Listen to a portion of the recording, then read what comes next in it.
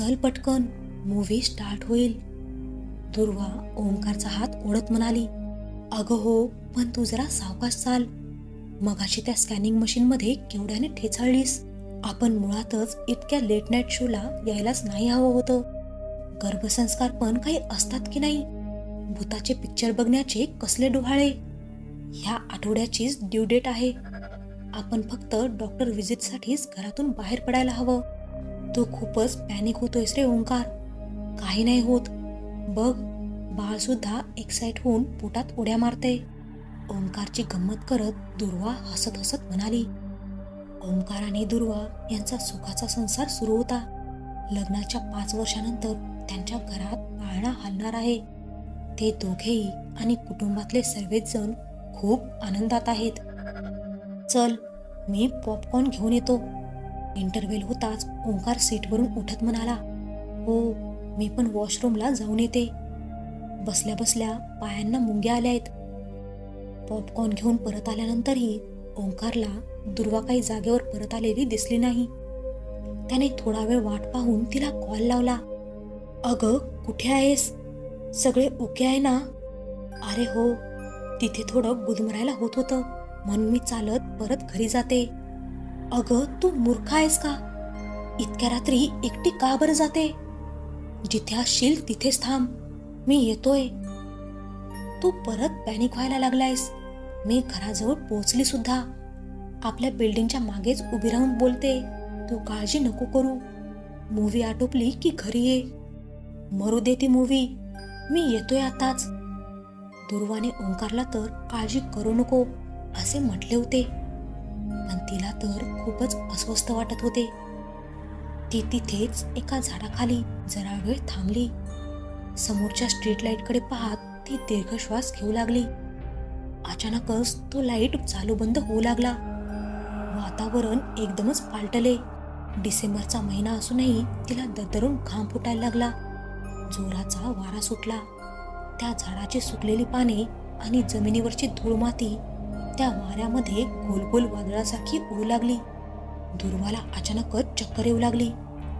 तो street light लुकलुक करून जोराचा आवाज करत फुटला आणि तिथे मिट्ट काळोख पसरला. दुर्वा एक हात पोटावर आणि दुसऱ्या हाताने झाडाला धरून स्वतःला कशीबशी सावरत उभी झाली. दुरून लाल प्रकाश येऊ लागला. त्या प्रकाशाकडे पाहता पाहता ती अचानकच भुवळ येऊन जमिनीवर कोसळली. डोळे उघडले तेव्हा ती हॉस्पिटलच्या रूममध्ये होती. लहान बाळाचा रडायचा आवाज तिच्या कानावर पडला. आवाजाच्या दिशेने पाहिले तर तिच्या उजव्या बाजूला तिची आई हातात बाळाला घेऊन उभी होती. बाळाला सुखरूप पाहून तिच्या गालावरून एक छोटासा आनंदाश्रू ओघळला. तिच्या कपाळावरून हात फिरवत ओंकार म्हणाला, कसं वाटतंय आता? तिने नुसती मान डोलावून मंद स्मितहास्य केलं. वेडी मुलगी, 5 मिनिटात घरी पोहोचणार होतीस. कुठे पोहोचले बघ. आता बंद करा. रात्री उशिरापर्यंत रस्त्यावर एकटे हिंडणं. आई बाबा झाला आहात, आता जरा जबाबदार पण व्हा. दुर्वाची आई त्यांना म्हणाली. हो ना आई, सगळं ठीक आहे ना आता? मग सोडते सगळं. पण बाळ एवढं रडतंय का? काहीच दिवसात बाळाच्या रडण्यावरून त्याला काय होते ते तुला समजायला लागेल. बघता बघता ते काही दिवस काही महिन्यात बदलले. पण बाळाचं ओटसूट रडण्याचं कारण दुर्वाला काही समजत नव्हतं. सदा न कदा ते रडतच असायचं. कुठल्याच वस्तूंनी बाळ आनंदी होत नव्हतं. त्यांनी खूपदा डॉक्टरांचा सल्लाही घेऊन पाहिला, पण डॉक्टरांनी त्यांना बाळ वर्षाचं होईल तोवर सगळं नीट होईल असंच आश्वासन दिलं. आणि डॉक्टरांच्या म्हणण्याप्रमाणे खरंच बाळ वर्षाचं होता होता त्याचं रडणं बरंच कमी झालं. पण तरीही बाळ कधीच आनंदात नसायचं. असं म्हणतात की घरात लहान बाळ आलं की सारं वातावरण खुलून उठतं, आनंदी होतं. पण ओंकार आणि दुर्वाच्या आयुष्यात काही वेगळंच घडत होतं. एकामागोमाग एक त्यांच्या घरात वाईट घटना घडू लागल्या. बाळाच्या बारशाच्या दिवशी मेजर हार्ट अटॅक येऊन दुर्वाची आई वारली. काहीच काळात ओंकारचे बाबाही वारले. बारशाचा संगीत सोहळा न करता त्यांनी घरातल्या घरातच विधी आटोपून बाळाचे नाव प्रथम असे ठेवले.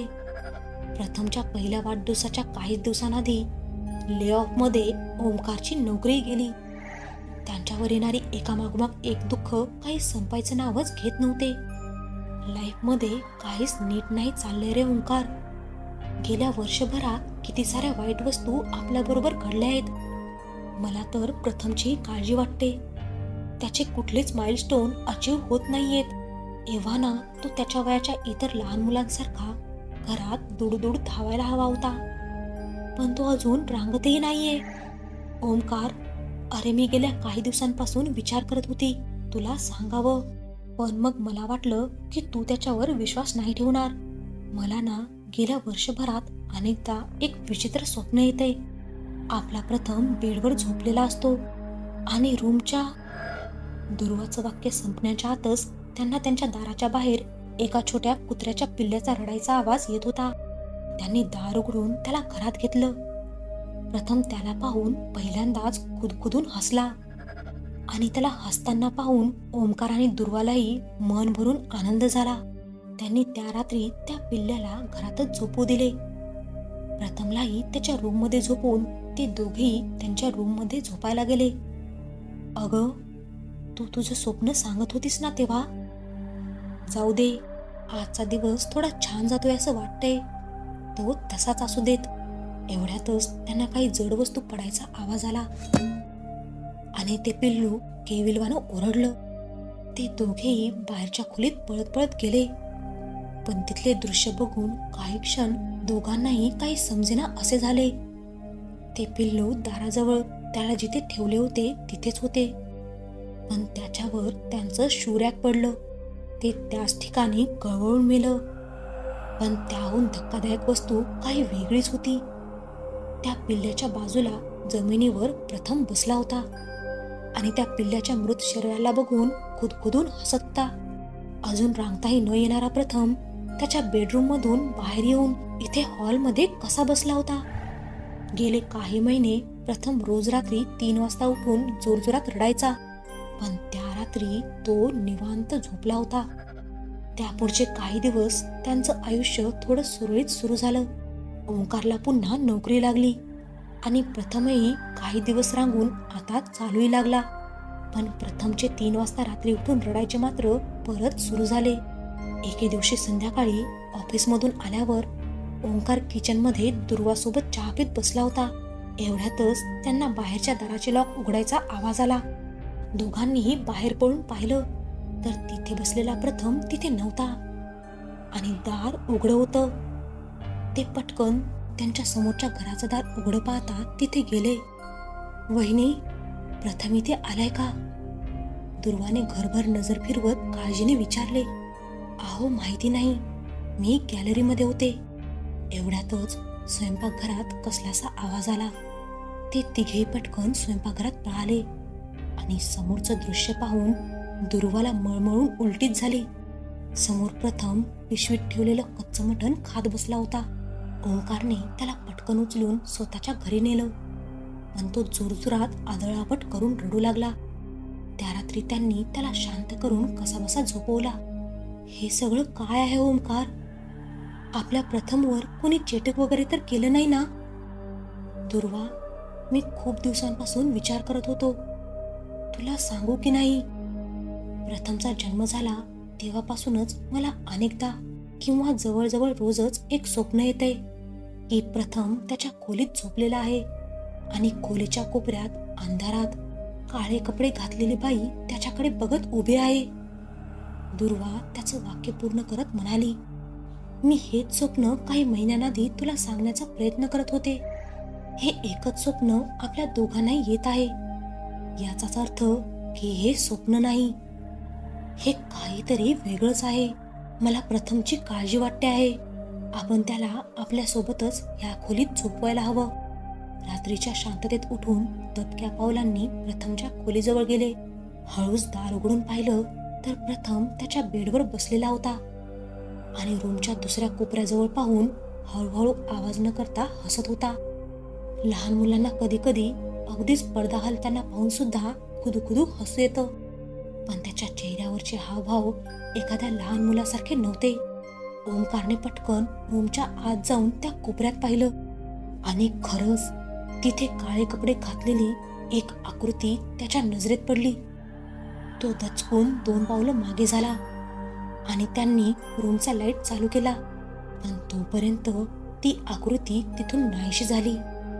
दुर्वाने पटकन आपल्या बाळाच्या काळजीने त्याच्याजवळ जाऊन त्याला उचलू पाहिलं, पण प्रथमने अत्यंत ताकदीने तिला दूर लोटलं आणि ती मागे जाऊन भिंतीवर आपटली गेली. ते पाहून त्याने विचित्र हास्य केलं, ज्यात फक्त त्याचा नाही तर एक वेगळाच घोगरा आवाजही होता. ओंकार आणि दुर्वा दोघेही तो प्रकार पाहून जागच्या जागी स्तब्ध झाले. ती रात्र दोघांनी तशीच त्या खोलीत बसून काढली आणि प्रथमने तिथेच बसून त्या दोघांवरही आपली नजर रोखून ठेवली. सकाळ झाली तेव्हा समोरच्या घरातल्या वहिनी त्यांच्या इथे आल्या. बेल वाजल्यामुळे नाईलाजाने दुर्वा त्या खोलीतून निघून दार उघडायला गेली. भिंतीवर आपटल्यामुळे तिच्या पायाला इजा झाली होती, त्यामुळे ती किंचित लंगडून चालत होती. सगळं बरं आहे ना दुर्वा? प्रथम बरा आहे ना? हो ठीक आहे सगळं, स्वतःचं रडू आवरत दुर्वाने म्हटलं. पण प्रथमचं नाव कानावर पडताच तिच्या पायाच्या जखमेतून रक्ताची ओघळ वाहू लागली. वहिनींची नजर त्यावर पडली.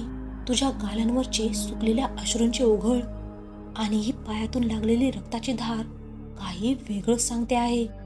तुला खरं सांगू तर मी एक सायकिक आहे.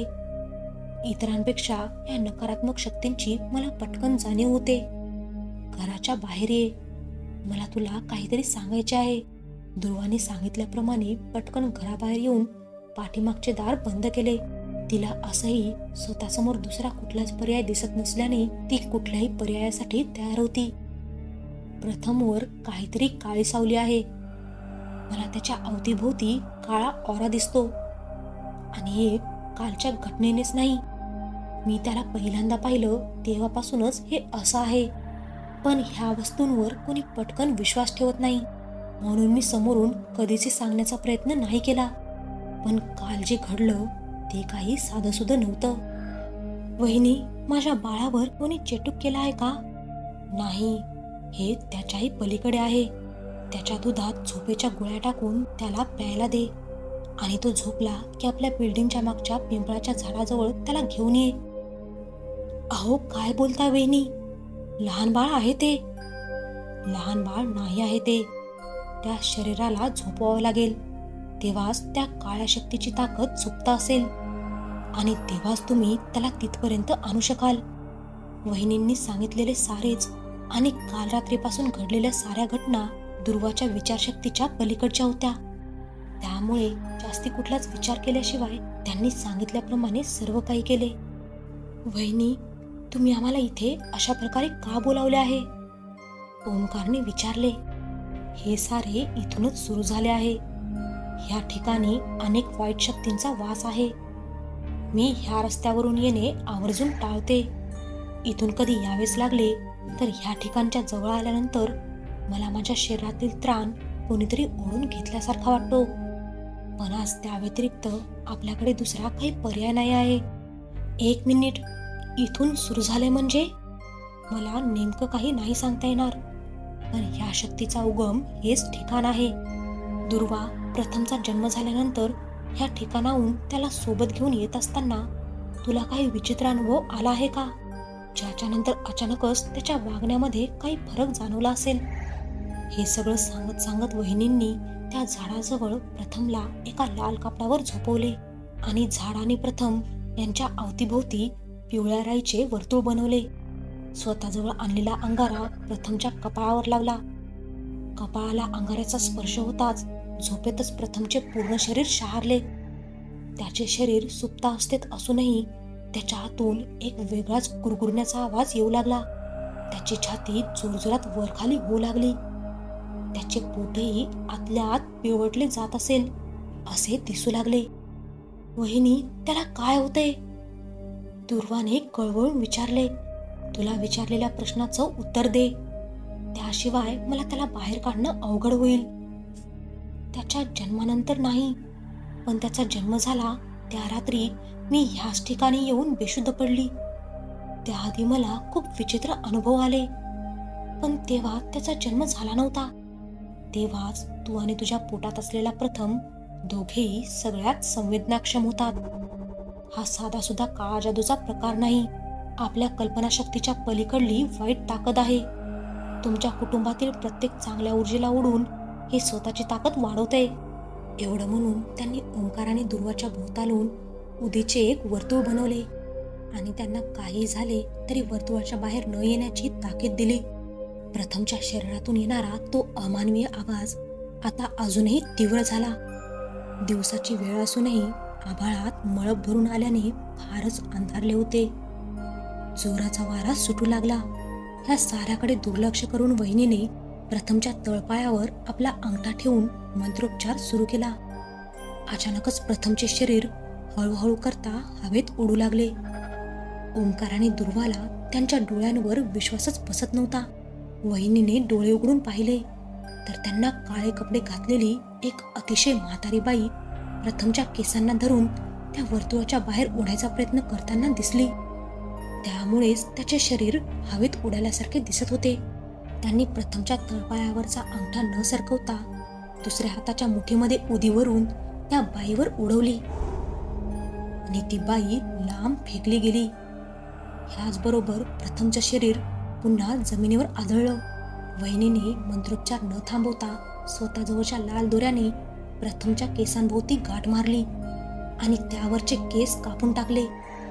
ते कापलेले केस त्यांनी त्या झाडाखाली खड्डा खोदून प्रथमला झोपवलेल्या त्या लाल कपड्यातच गुंडाळून दाटून दिले. हे होताबरोबरच ते मळबही अचानकच नाहीसे झाले. वेगाने वाहणारा वाराही क्षणार्धात थांबला. प्रथमचे दिसणेही अचानकच बदलले. 1 वर्षाचे बाळ असूनही त्याच्या डोळ्याखाली काळी वर्तुळ दिसू लागली आणि शरीरयष्टीही अगदीच बारीक दिसू लागली. हे काय झाले माझ्या बाळाला? हा असा का दिसतोय? दुर्वा बेचैन होऊन हाका मारू लागली. काळजी करू नकोस. त्याच्या जन्माच्याही आधीपासून त्याच्या शरीराला एका वाईट आत्म्याने काबीज केलं होतं. त्याचीच सर्वात जास्त ऊर्जा ओढून ती वाईट आत्मा जगत होती. काही काळ जाईल ह्याला पुन्हा व्यवस्थित व्हायला. आता याला तुमचीच सगळ्यात जास्त गरज आहे. ये दुर्वा, त्याला स्वतःजवळ घे. दुर्वाने पळत येऊन त्याला आपल्या कुशीत घेतलं.